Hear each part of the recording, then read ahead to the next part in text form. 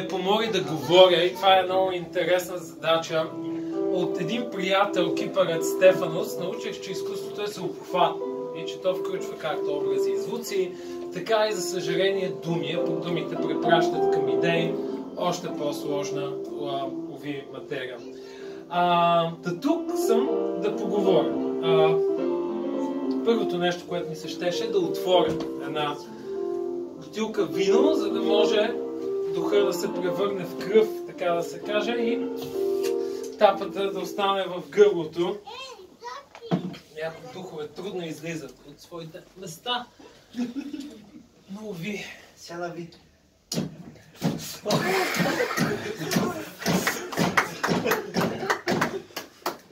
Дай на по-силно. По-перформанс, Същото е било и за Исус на кръста. Така че това е отварянето, нали, на един дух, който се надявам да потече. Тук бутилката се чупи, нали, в обекта, бутилката се чупи в мен, пък аз разнасям духа. Какво правят разказвачите? Разказват история. Милорад, един наш приятел от библиотеката, трябваше да го покани на изложбата и се опитах да му обясня къде е изложбата и казах в криптит. Думата за един по-стар човек звучеше непозната и аз се опитах да обясня какво значи криптит на Милорад, който е на 60, например. И се опитах да говоря за такива същества, като голямата стъпка, някакви същества, за които има тайна, за които нищо не се знае. Криптида е нещо такова, нещо криптирано, нещо неясно, някакъв дух, чиято истинност не е някакси потвърдена. И се замислих, дали съм се замислил, не, дойде ми идея свише, може да се каже, че човек е в един момент нещо такова криптитско, някаква тайна, която за него самия е непозната. Дали съществува, дали не, или каква е неговата форма.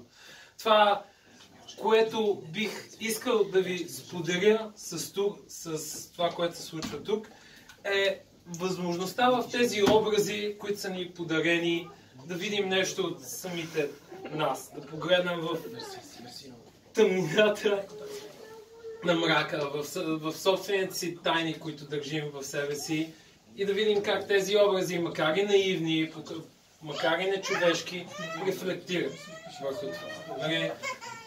Това е, което мога да разкажа като история за изложбата.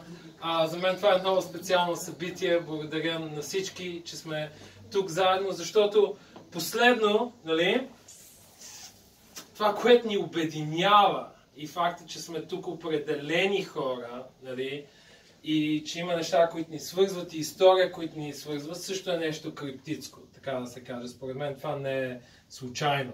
Нали, действията, политиките и отношенията, които ни водят към това да бъдем едно заедно. За което съм ви благодарен и за което сме благодарни.